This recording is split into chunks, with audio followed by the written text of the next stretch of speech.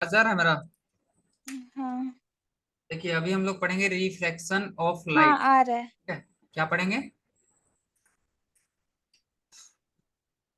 Refraction of light. हाँ, तो refraction क्या होता है सबसे पहले ये समझना होगा। ठीक है, तो रिफ्रैक्शन होता है हम लोग का व्हेन, ठीक है, the phenomena of bending of light. क्या होता है? The phenomenon, phenomenon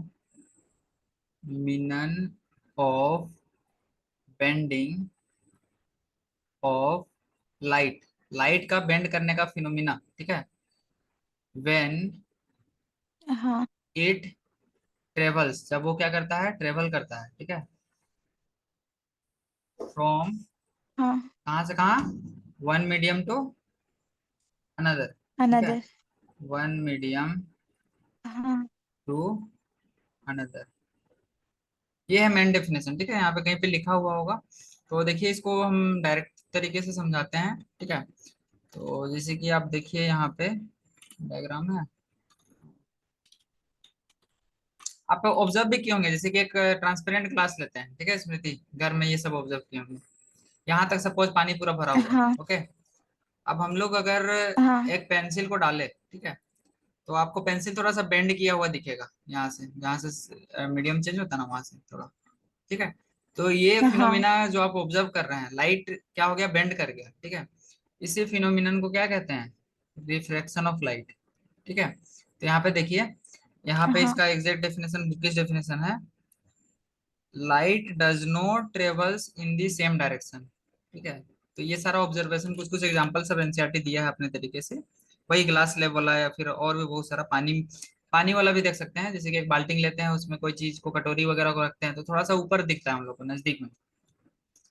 it appears to that when travelling obliquely from medium, एक मीडियम से दूसरे मीडियम में, तो इसका जो डायरेक्शन होता है वो थोड़ा सा चेंज होता है। और ये चेंज किसके कारण होता है पता है? स्पीड, स्पीड नहीं। चेंज हो जाता है। ठीक है, मीडियम। जैसे कि अगर रेरर मीडियम से डेंसर हाँ मीडियम में जा रहा है, तो इसका स्पीड क्या होता है? घट जाता है। ठीक है, और इसी स्पीड में चेंज के कारण क्या होता है? राइट, लाइट बेंड हाँ कर जाता है, और इसी फिनोमिनन को क्या कहते हैं? Reflection of light. ओके, हाँ जैसे कि the coin becomes visible again on pouring water into the ball, the coin appears slightly राइज्ड। जैसे कि सिक्का को डालेंगे कोई पानी में, तो सिक्का क्या होगा? थोड़ा उछला हुआ नजर आएगा, आएगा कि नहीं? आएगा। तो देखिए इसमें आपको रिफ्लेक्शन तो समझ गए आप, रिफ्लेक्शन बेंडिंग वाला फिनोमिना को बोलते हैं। तो रिफ्लेक्शन का रे डायग्राम सब बनाने का आपको सीखना है। सबसे पहला है ग्लास स्लैब से। क्या चीज से? Glass slab. हेलो। ग्लास हाँ, स्लैब से। हाँ ग्लास स्लैब किसको हाँ भैया, बोलते हैं? ग्लास एक स्लैब। रेक्टेंगुलर, रेक्टेंगुलर नहीं बोलिएगा, क्यूबॉइड शेप का। ठीक है, क्यूबॉइड जानते हैं? क्यूबॉइड, हाँ तो ऐसा कुछ शेप रहता है। ये तो ज्यादा चौड़ा हो गया, मतलब पतला सा रहता है स्लैब, ग्लास स्लैब। ठीक है, पूरा ट्रांसपेरेंट रहता है। तो हम्म, इसमें रिफ्लेक्शन कैसे होगा, इसको हम लोग ऑब्जर्व करेंगे। तो इसके लिए आपको क्या बोला जा रहा है? एक्सपेरिमेंट करने के लिए एक वाइट पेपर लेना है, ग्लास स्लैब लेना है, और पिन को मतलब रख रख के, मतलब उसका रिफ्लेक्शन को ऑब्जर्व करना है। तो इसमें देखिए, समझने की कोशिश कीजिए, ये हम लोग का व्हाइट शीट है। ठीक है स्मृति, व्हाइट शीट है। ठीक है, हाँ भैया। इसके ऊपर हम लोग ग्लास रख दिए हैं। ठीक है, ग्लास स्लेब को क्या किए हैं? एक व्हाइट शीट पे रख दिए। ये एक्सपेरिमेंट आपका टीचर हो सकता है कराएगा, हम लोग के टाइम में तो कराया गया था। अब देखिए आपके टीचर क्या है, कैसे हैं। प्रैक्टिकल कराना चाहिए उन लोग को स्कूल में। तो ग्लास स्लेब को रखते हैं। ठीक है, अब देखिए अब क्या कर रहे हैं हम लोग, दो नेल को लिए हाँ लेफ्ट साइड में। ठीक है, दो आयरन नेल को ऐसे ले लेते हैं। ठीक है, स्ट्रेट लाइन बना के। ठीक है, एक स्ट्रेट लाइन बना के, एक स्ट्रेट लाइन बना दिए। ठीक है, और ग्लास, दो कांटे को ले लिए। ठीक है, हाँ अब आपको क्या करना है? इधर से देखना है, इधर से आपको आपका अपना आई से क्या करना है, इधर से आपको केयरफुली ऑब्जर्व करना है, और जो उस लाइन के स्ट्रेट लाइन में आता होगा, ठीक है, वहां पे आपको क्या करना है? दो को कांटी को रखना है। ठीक है, हाँ और उसके बाद जब ग्लास स्लिप को हटा दीजिएगा, उसके बाद इसको इमेज, ये जो लाइन पहले था, ठीक है, उसको आप इमेजिनरी लाइन से, ऐसे डॉटेड लाइन से दिखा दीजिए, और जो हाँ। बाद में आया उसको दिखा दीजिए, तो आपको मिलेगा कि लाइट का डायरेक्शन क्या हो गया? थोड़ा सा बेंड कर गया। इसी फिनोमिनन को क्या बोलते हैं? रिफ्लेक्शन बोलते हैं। ठीक है, बैंड हो हाँ, तो ये डायग्राम भी वैसे ही बनाया गया है। ठीक है, तो इसमें हाँ देखिए रे डायग्राम का कुछ कुछ नामिंग, नेमिंग वगैरह है। जैसे कि ये जो है ये इंसिडेंट है ना, इंसिडेंट कर रहा है तो उसको इंसिडेंट बोलेंगे। ठीक है, और ये क्या है? रिफ्लेक्टेड इसको बोलते हैं। ठीक है, इंसिडेंट, इंसिडेंट पहला वाला जो रे इंटर करेगा उसको क्या बोलेंगे, इंसिडेंट। ठीक है, इंसिडेंट रे, सुन रहे हैं। हाँ हाँ, फिर ये रिफ्लेक्ट किया तो इसको बोलेंगे हाँ भी सुन रहे। रिफ्रैक्टेड। क्या बोलेंगे, रिफ्रैक्टेड। ठीक है, और अगर रिफ्लेक्शन रिफ्रैक्टेड। के बाद अगर फिर से निकल रहा है तो इसको बोलते हैं इमर्जेंट। क्या बोलते हैं, इमर्जेंट रे। ये प्रिज्म, इमरजेंट। प्रिज्म जब आप पढ़िएगा ना तो इसमें और उसमें क्लियरली लिखा हुआ है, इसमें शायद नहीं लिखा है, इसमें बस यही समझना है। अब देखिए इसमें और कुछ कुछ कॉन्सेप्ट सीखना है, जैसे कि ये इंसिडेंट रे है, आपको दिखाई दे रहा होगा ऊपर में, है ना, यहाँ पे येलो कलर हाईलाइट कर रहे हैं। हाँ हाँ, हाँ इंसिडेंट रे भैया। है। अब इंसिडेंट रे इस ग्लास स्लैब को यहाँ पे टच कर रहा है, कहने का मतलब ग्लास स्लैब से यहाँ से इंटर कर रहा है। ठीक है, तो एक ग्लास स्लैब से जो परपेंडिकुलर लाइन होगा इसी को बोलते हैं नॉर्मल। क्या बोलते हैं, नॉर्मल। नॉर्मल। ठीक है, और नॉर्मल और इंसिडेंट रे के बीच का एंगल को एंगल ऑफ इंसिडेंस बोलेंगे। क्या बोलेंगे, एंगल ऑफ इंसिडेंस। ठीक है, इंसिडेंस। Incidence angle. ठीक हाँ। है, इसी टाइप से नॉर्मल और जो ये जो रिफ्लेक्टेड रे है तो इसको बोलेंगे रिफ्लेक्टेड एंगल। ठीक है, ऐसे ही यहाँ पे कुछ कुछ बताया होगा, पढ़ना पड़ेगा किताब अच्छे से। ठीक है, देखते हैं थोड़ा सा किताब तरफ। यहाँ पे देखिए इमरजेंट रे बताया है, इमरजेंट रे को ऑब्जर्व करो केयरफुली। ये सब रे के बारे में पहले कभी पढ़े थे क्या, प्रीवियस हाँ क्लास में। हाँ, पढ़े क्या बोलो। होंगे, पता नहीं, याद नहीं। ठीक है, 8 में पढ़े थे शायद थोड़ा बहुत।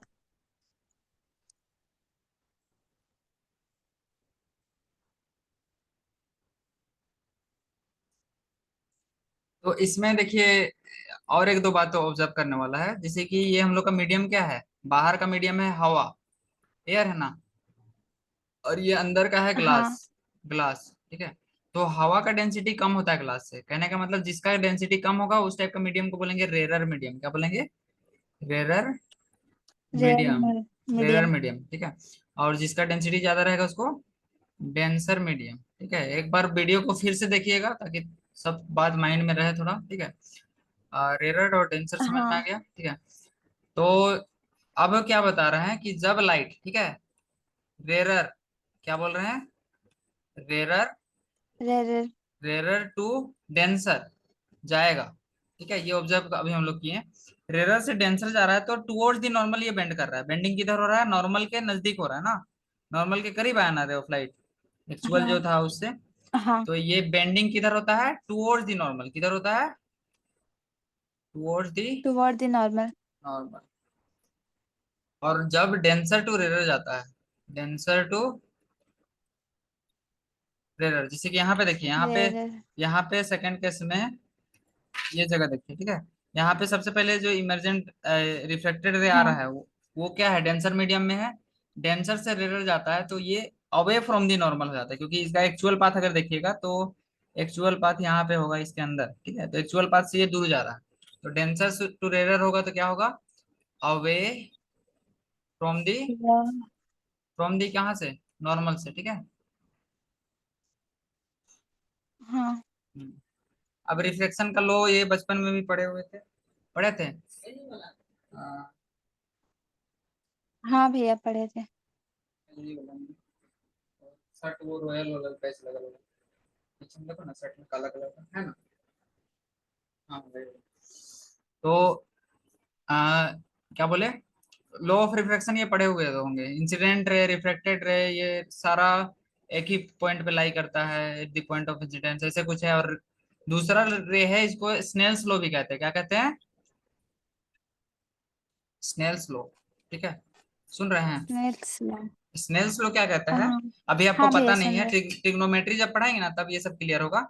ये बताता है कि sine of angle of incidence और साइन ऑफ हाँ एंगल ऑफ रिफ्लेक्शन का जो रेशियो होता है ये कांस्टेंट होता है, यही कहता है स्नेल्स लॉ। तो देखिए यहाँ पे पढ़ के, the ratio of angle of incidence of sine and angle of reflection of, मतलब sine of angle of reflection, मतलब साइन करना है एंगल ऑफ इंसिडेंस का और साइन करना है एंगल ऑफ रिफ्लेक्शन का, ये क्या होता है, हमेशा कांस्टेंट होता है। मिल गया,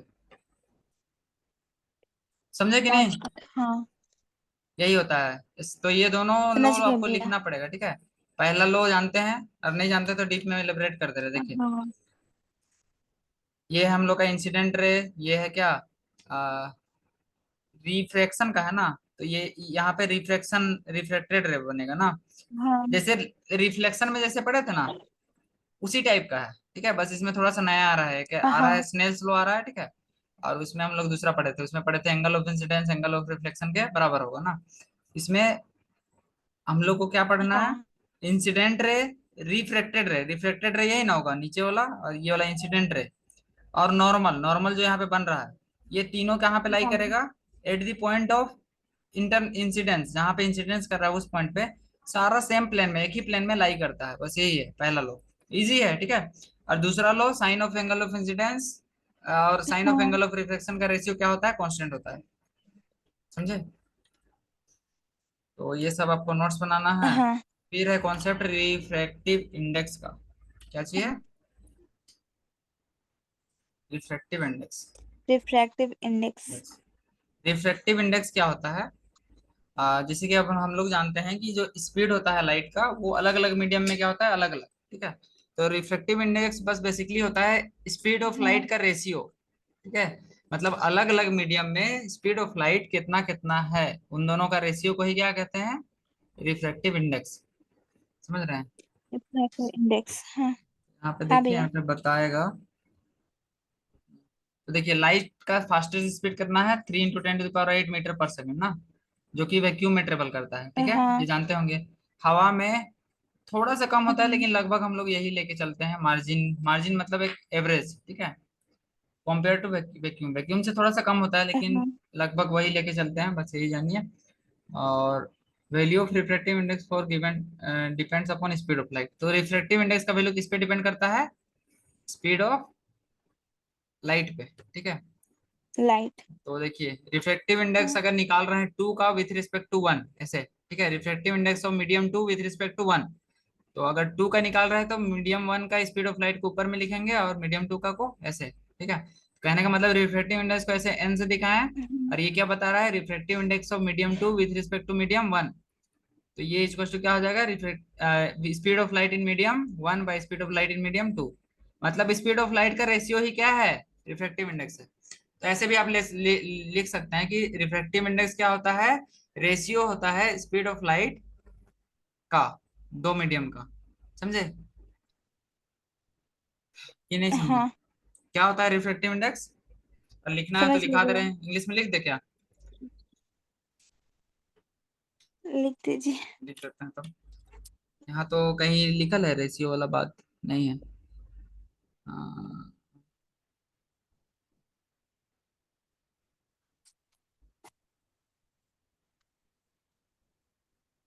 लिखिए, reflective index is the, is से शुरू कर रहे हैं, is the ratio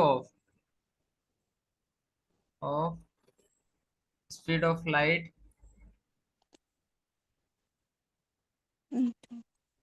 of one medium with respect to another, दूसरे मीडियम के कंपैरिजन में, रिस्पेक्ट में, स्पीड ऑफ लाइट का रेशियो है, समझे। हाँ तो अगर भैया। n12 बोल रहे हैं, n12 बोल रहे हैं मतलब reflective index of one with respect to two, तो इसमें क्या हो जाएगा, टू को ऊपर लिखेंगे, v2/v1, ठीक है। V1। इसको थोड़ा सा केयरफुली ऑब्जर्व कीजिएगा, समझ में आएगा, ठीक है, ज्यादा कुछ है नहीं। हाँ हाँ। अब देखिए, अगर हम लोग किसी रिफ्लेक्टिव इंडेक्स, किसी का रिफ्लेक्टिव मतलब किसी को कंपैरिजन कर रहे हैं, ठीक है, आ, मतलब कोई दो मीडियम का कंपैरिजन कर हाँ रहे हैं, जिसमें से एक मीडियम हम लोग का क्या है, वैक्यूम है, किसके कंपेयर रिस्पेक्ट में कंपैरिजन कर रहे हैं, vacuum. If medium one is vacuum और air, then reflective index of medium two is considered with respect to vacuum, this is called absolute reflective index of medium. अगर कोई reflect medium one air है, और अगर medium to हम लोग क्या ले रहे हैं, वैक्यूम ले रहे हैं, तो इसको क्या बोलेंगे, absolute reflective index of medium. ये एक नया पॉइंट है, ठीक है, एब्सोल्यूट मीडियम। अगर पूछ देगा कभी भी, ठीक है। तो एब्सोल्यूट रिफ्लेक्टिव इंडेक्स क्या होता है कि हम हाँ लोग किसके रिस्पेक्ट में कंपैरिजन करते हैं, वैक्यूम से, किसके रिस्पेक्ट में, वैक्यूम से, ठीक है, तो वो वैक्यूम। क्या कहलाता है, एब्सोल्यूट रिफ्रैक्टिव एब्सोल्यूट। इंडेक्स। और एब्सोल्यूट रिफ्रैक्टिव इंडेक्स को सिर्फ N2 से दिखाते हैं, ठीक है। अगर C अगर हाँ स्पीड ऑफ लाइट है क्या चीज का, वैक्यूम का, ठीक है। तो हाँ और speed of light in air अगर मान लेते हैं V है, ठीक है, तो refractive index, absolute refractive index क्या होगा वही बता रहा होगा नेक्स्ट स्टेप में। देखिए देखिए, रिफ्रैक्टिव इंडेक्स का एक फॉर्मूला है NM। Refractive index of medium बराबर क्या होगा, speed of light in air by speed of light in medium. हवा लीजिए या वैक्यूम लीजिए, हवा और वैक्यूम का जनरली बराबर लिया जाता है, ठीक है। तो अगर कोई भी हाँ एब्सोल्यूट का मतलब हो रहा है कि हम लोग हवा से या फिर वैक्यूम से कंपैरिजन कर रहे हैं, बस यही समझिए, ठीक है। हवा के तुलना में या फिर क्या,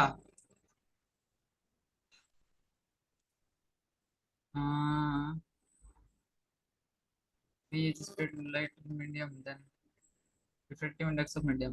कहने का मतलब रिफ्रैक्टिव इंडेक्स अगर कोई भी मीडियम का निकालना है तो हम लोग क्या करेंगे, ऊपर में कैच कर लेंगे हवा का, ठीक है। हवा का लगभग वैक्यूम के बराबर होता है, और जो भी स्पीड है उस मीडियम का उसको लेंगे, यही आ जाएगा उस मीडियम का क्या, रिफ्रैक्टिव इंडेक्स। यही बता रहा है, इजी है, बस कंफ्यूज कर रहा है थोड़ा सा क्या। हाँ भैया। तो अब इसमें रिफ्रैक्टिव इंडेक्स अलग अलग सब्सटेंस का दिया हुआ है, ठीक है। जैसे कि वाटर का कितना दिया हुआ है, 1.33, ठीक है। 1 2 3। और हाँ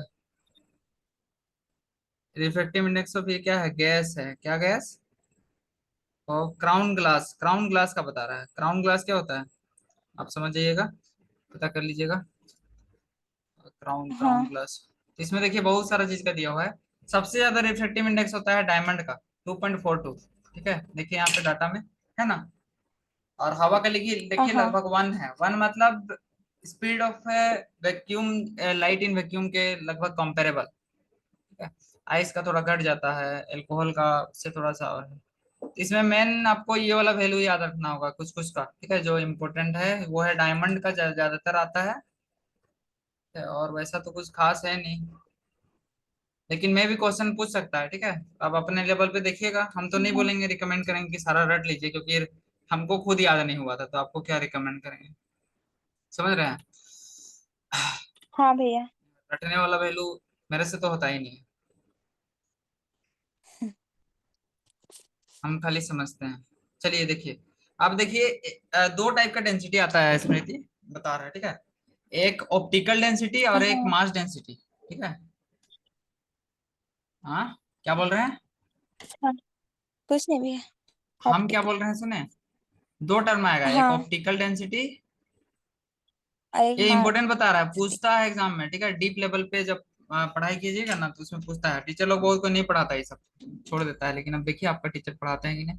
ऑप्टिकल डेंसिटी और एक होता है मास मास डेंसिटी। डेंसिटी, ठीक है। हाँ ऑप्टिकल डेंसिटी मतलब स्पीड ऑफ लाइट का कंपैरिजन, ठीक है। और मास डेंसिटी मतलब मास बाय वॉल्यूम ना, मास बाय हाँ वॉल्यूम, वॉल्यूम। ठीक है।